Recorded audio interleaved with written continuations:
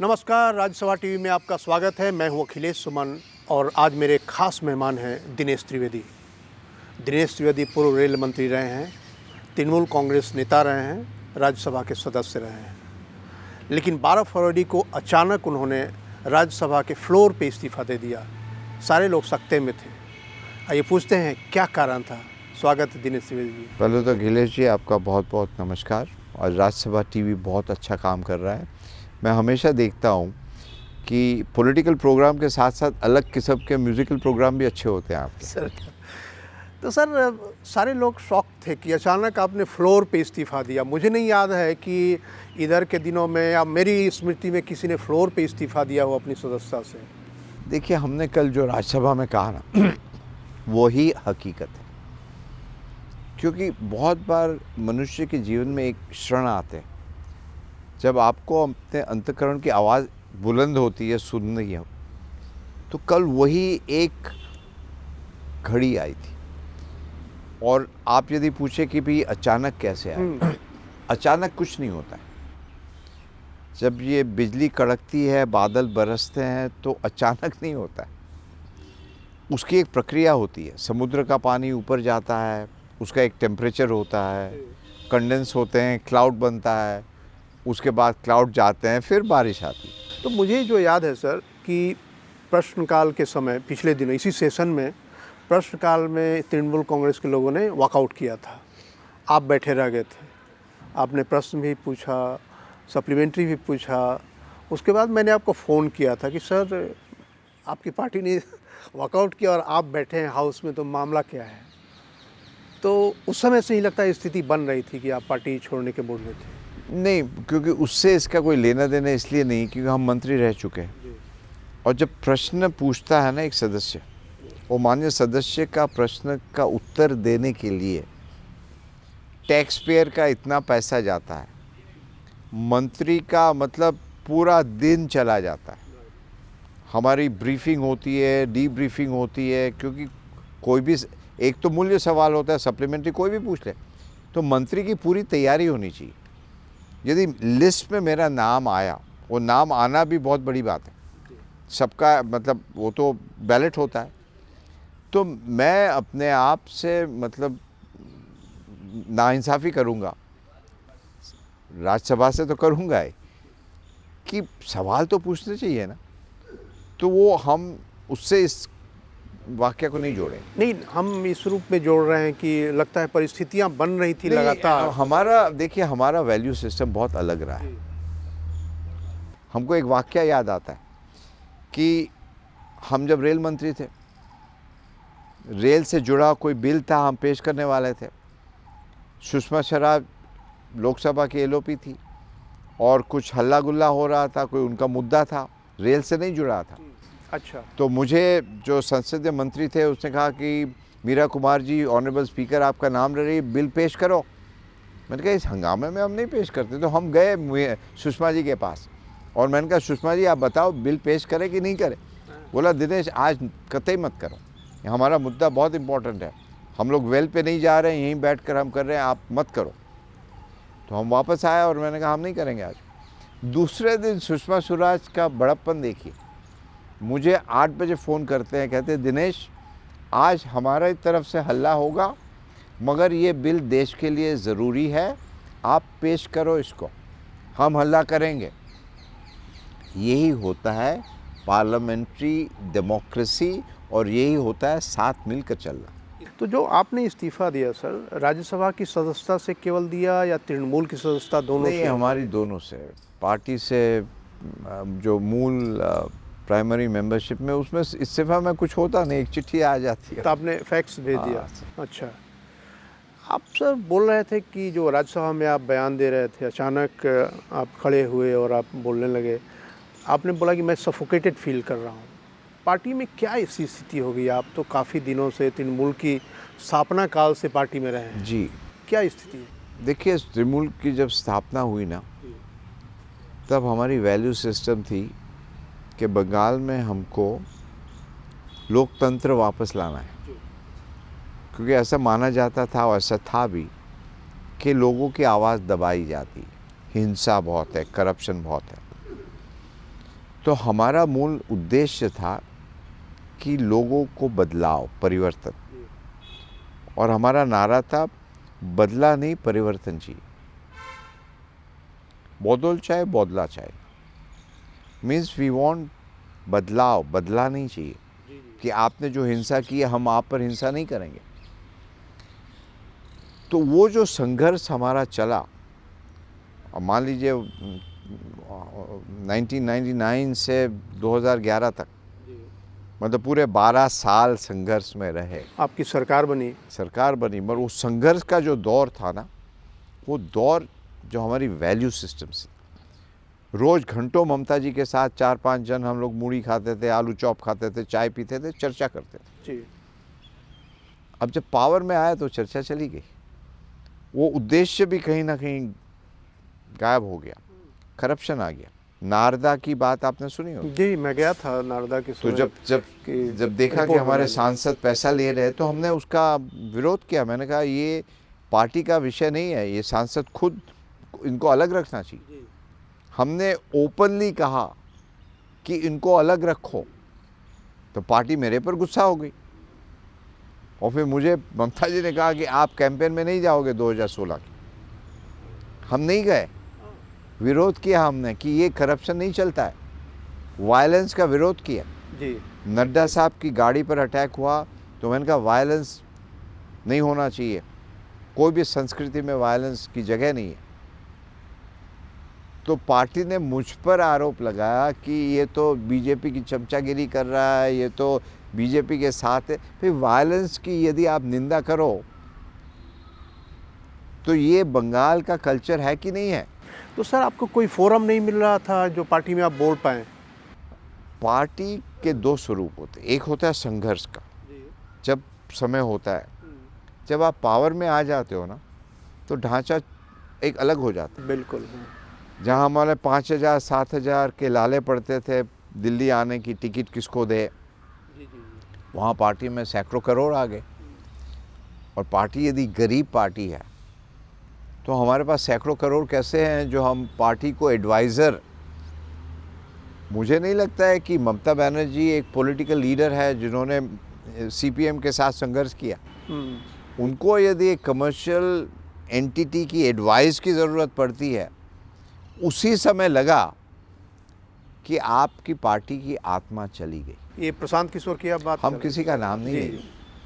तो कॉर्पोरेट मगर- जो आप बोल रहे हैं यही एडवाइजर की हाँ, बात, एक तो कॉर्पोरेट होता है जो वो हमें हिंदुस्तान में चाहिए, वो कॉर्पोरेट बिजनेस करता है। जी वो अलग है, जी, उससे आपको प्रॉब्लम नहीं है। कोई प्रॉब्लम, उनकी ज़रूरत है, उसके बिना वेल्थ डिस्ट्रीब्यूशन कैसे होगा?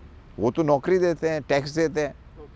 मगर यदि एक आदमी जो उसका बिजनेस इस पैसा है, ऐसा नहीं है कि वो सार्वजनिक जीवन में है। सार्वजनिक जीवन में जो पैसा नहीं लेता है, एडवाइस देता है, वो बात अलग होती है। ये तो कमर्शियल ट्रांजैक्शन है ना। हमारा एक है कि उनकी भी ज़रूरत है, मान लीजिए, मगर पार्टी को आप आउटसोर्स नहीं कर सकते, पार्टी की आत्मा को नहीं बेच सकते। तो क्या ऐसा हो रहा था? मुझे लगा कि कहीं नहीं है, हर लीडर को पता है, हर कोई की ये कंप्लेन है। कहीं ना कहीं हमको आप बात करिए तो हिंसा बंद क्यों नहीं होती, करप्शन बंद क्यों नहीं होता है?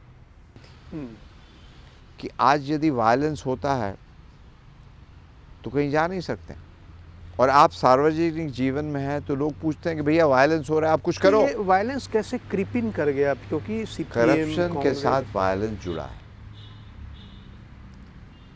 रोज फ़ोन आते हैं कि हमारे घर में हम रंग करवा रहे हैं, टीएमसी के लोग आ रहे हैं, पैसा मांग रहे हैं, और पैसा नहीं देंगे तो हमको मारते हैं। तो वायलेंस करप्शन के साथ जुड़ा होता है। और मैं नहीं समझता हूँ कि सत्ता में आने, एक तरफ आप स्वामी विवेकानंद की बात करते हो, गांधी जी की बात करते हैं, टैगोर की बात करते हैं, श्री अरबिंदो की बात करते हैं, नेताजी की बात करते हैं। वायलेंस की जगह थी उनके पास में। चोरी चोरा का आंदोलन गांधी जी ने बंद करवाया था वायलेंस के लिए। ये तो दूसरे तरीके का वायलेंस, ये तो आपराधिक वायलेंस। ये करेक्ट जी, ये वायलेंस होता है। वायलेंस की कोई जगह नहीं है, वायलेंस को कंडेम करना चाहिए। वो फ्रेज है ना अंग्रेजी में, पीस एंड प्रॉस्पेरिटी। आपके पास शांति है तो ही तरक्की होगी, और बंगाल सक्षम है। बंगाल दुनिया को राह दिखा सकता है। बंगाल को 21वीं सदी में तो नहीं, 22वीं सदी में पहुंचना है। हाँ, बोलते थे कि बंगाल जो आज सोचेगा दुनिया भारत 20 साल बाद सोचेगा।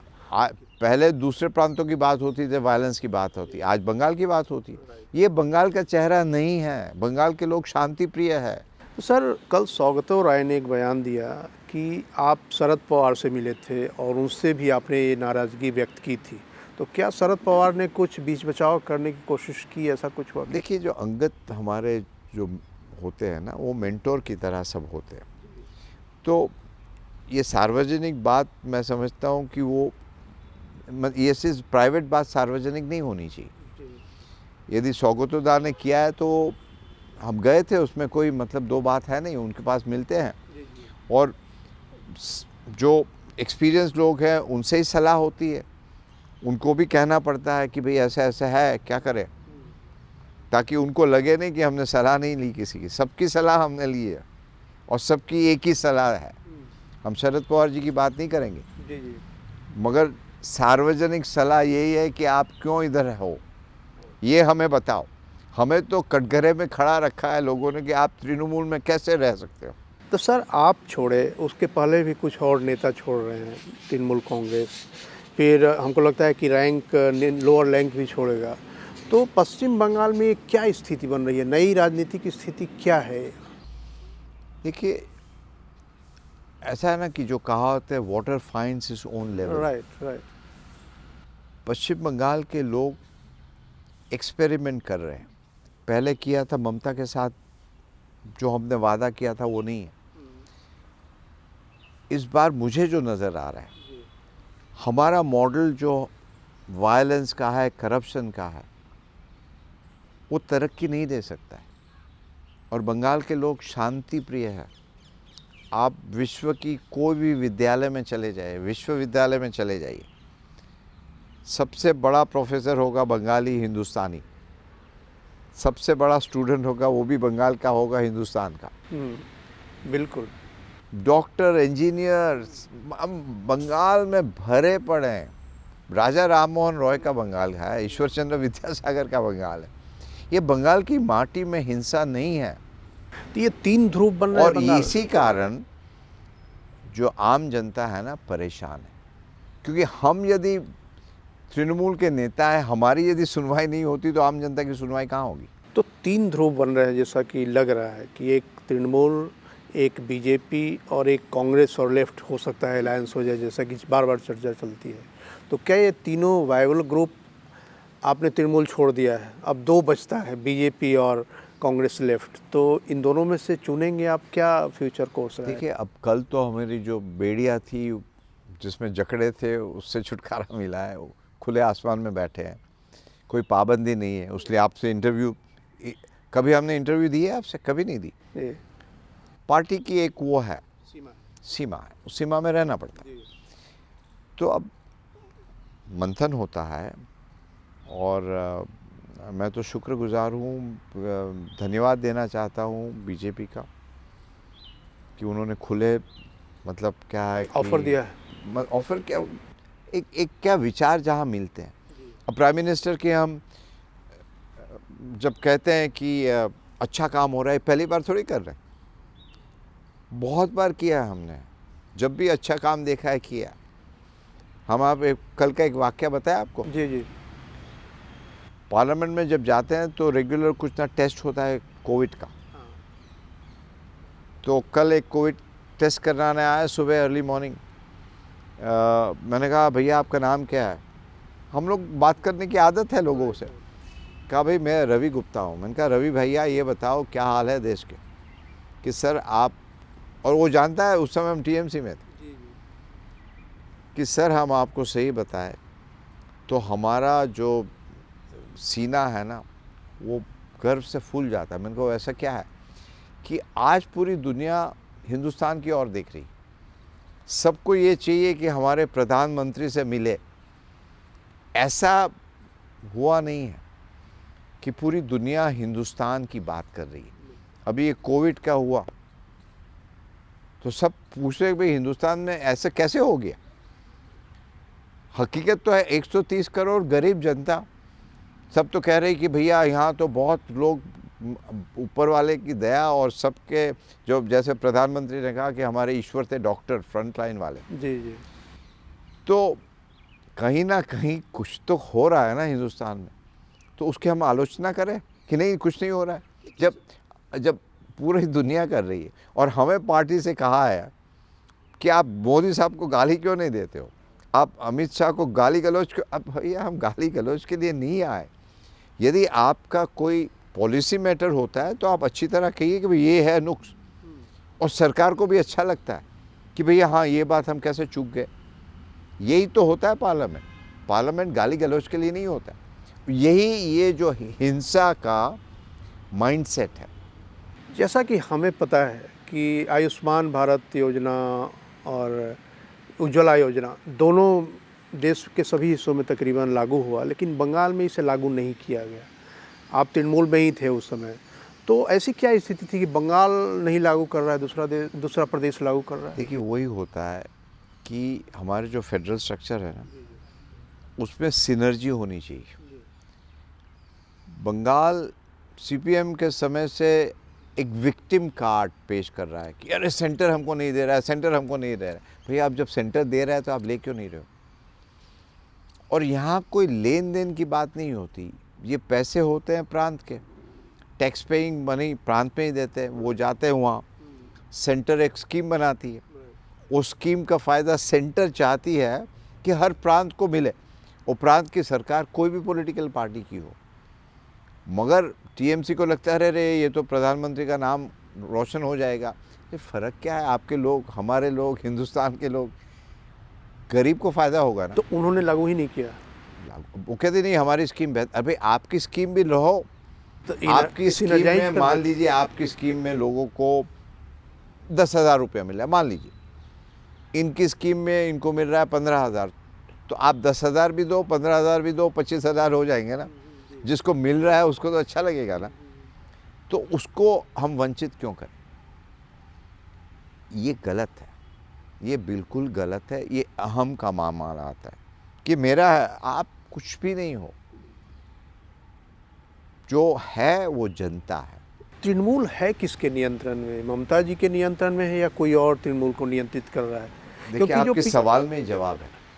नहीं, क्योंकि पिछली बार जब मैं गया था लोकसभा चुनाव कवर करने, तो उस समय लगा था कि एक नया वहाँ क्रिएट हो रहा है सिचुएशन तृणमूल के अंदर। वो क्या सिचुएशन है, थोड़ा सा आप बताएं। नहीं, क्या होता है कि हमने वही कहा ना कि एक आत्मा होती है पॉलिटिकल पार्टी की, और पॉलिटिकल पार्टी में आप सलाह ले सकते हो, मगर सलाहकार पार्टी नहीं ले सकता है। आज यदि सलाहकार पूरा पार्टी आउटसोर्स हो जाएगा तब कहीं ना कुछ खामी है, मतलब आपका आत्मविश्वास चला गया।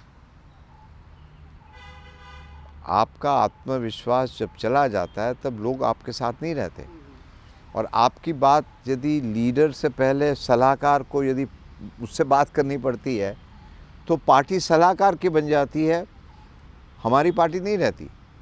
जो हमने अपनी पार्टी बनाई जो मेरे साथ नहीं रही और वो सलाहकार की पार्टी हो जाती है, जो पैसे लेता है सैकड़ों रुपये, करोड़ों रुपये, सैकड़ों करोड़ों रुपये,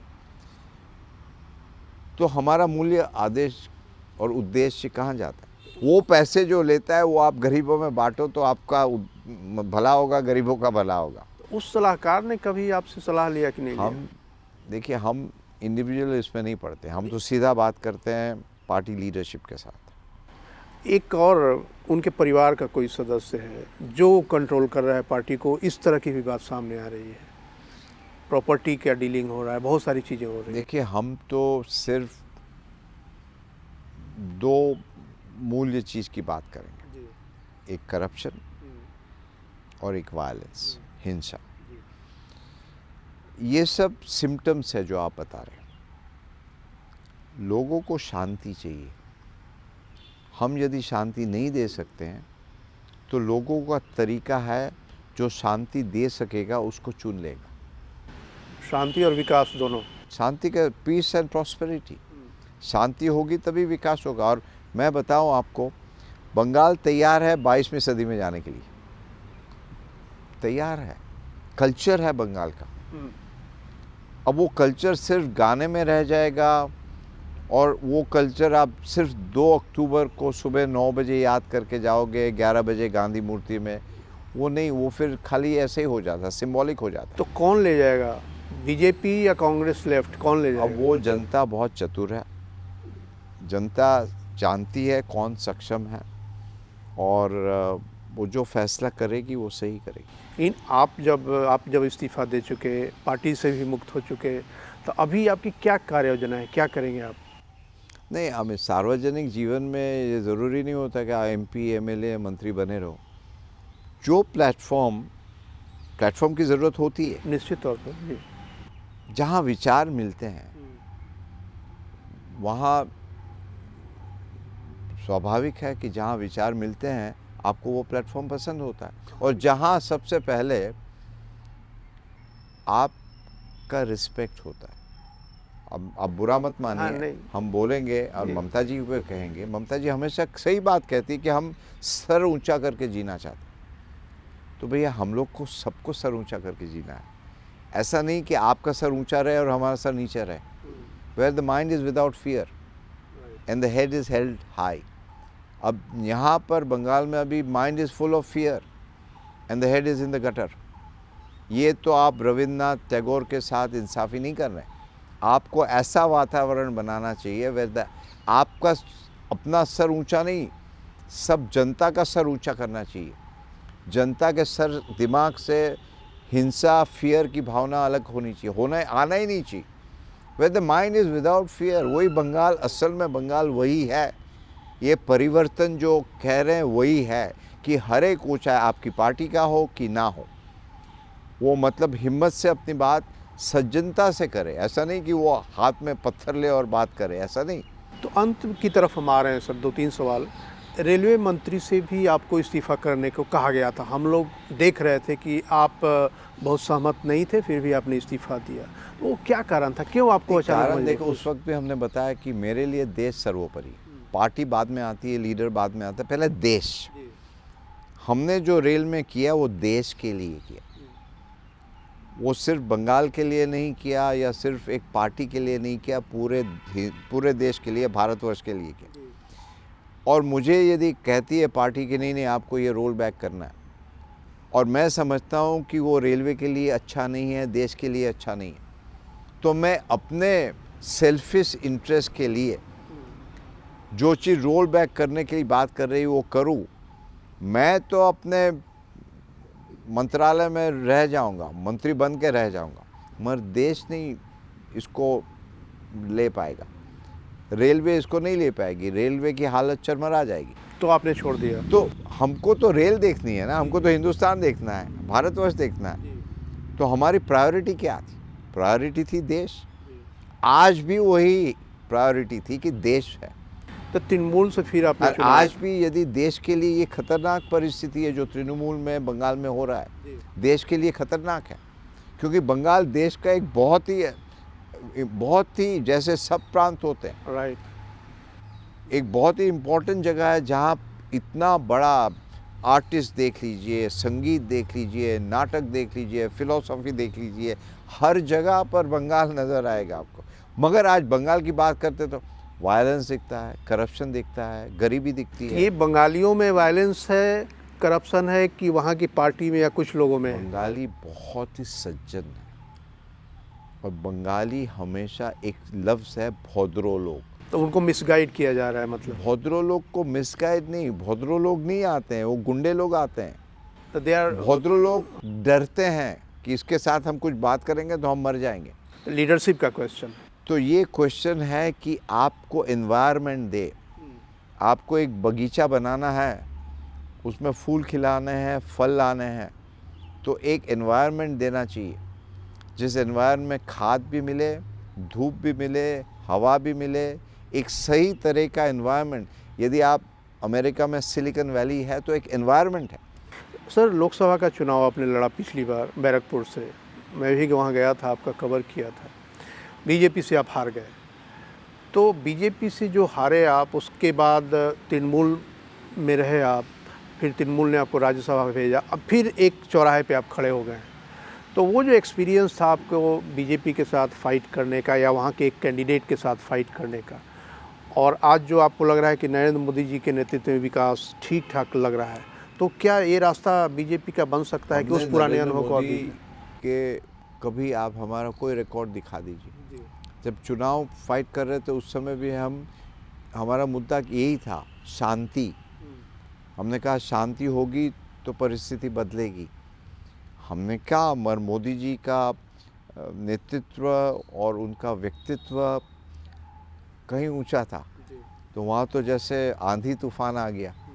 हम वहाँ पर 2 लाख से जीतने की मतलब उम्मीद रख रहे थे, लोग आज भी साथ हैं, मगर वो चुनाव प्रधानमंत्री के नाम और है ना। अब एक दुनिया में आप एक बात बता दीजिए, आप समझेंगे हम प्रधानमंत्री की तारीफ पे तारीफ करे जा रहे हैं, मगर हकीकत ये है, आप एक बता दीजिए कोई ऐसा शख्स जो कहे कि आपको शाम को 6 बजे घर में दिया जलाना है टू थैंक, और सब निकल पड़ते हैं, चाहे वो किसी पार्टी के हो, चाहे वो मिस्टर रतन टाटा हो कि एक झुग्गी झोपड़ी वाला कोई कर्मचारी हो।